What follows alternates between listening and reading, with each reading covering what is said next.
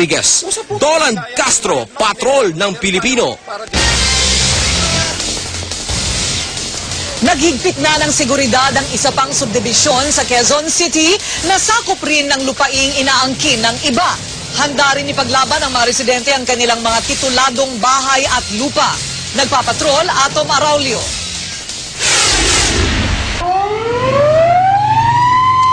Pag-alingaw-ngaw ng sirena sa Keyville Subdivision sa Quezon City, hudyat na ito para lumabas ang mga residente at ipaglaban ng kanilang komunidad. Practice pa lang ngayon, pero hindi nawawala ang panganib. Isa ang subdivision na ito sa mga inaangkin na Samuel Rodriguez at kanyang partner na si Wilfredo Torres, mga nagpakilalang may-ari ng may 24 na hektaryang lupa sa lugar. Sa loob ng isang linggo, 2 bagong gate ang ipinatayo ng mga residente. Naglagay rin sila ng CCTV camera at nag-issue ng bagong sticker para sa mga sasakyan. Si Tatay William, pinalagyan ng rehas ang kanyang mga bintana.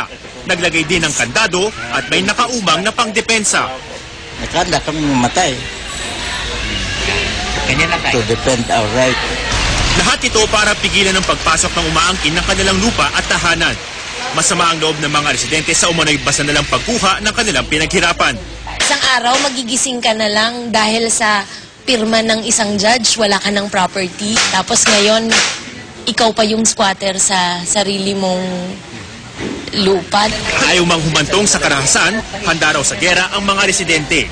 Hindi lamang sa lansangan, kundi maging sa korte. Atom Araulio, patrol ng Pilipino. Itinanggi naman ni Samuel Rodriguez na mga land grabber sila ni Wilfredo Torres. Hinamon nila ang mga residente ng naturang subdivision na patunayan ang kanilang kaso sa korte. Kung ano man mga question nila sa aming mga dokumento, akyat na lang po nila sa korte.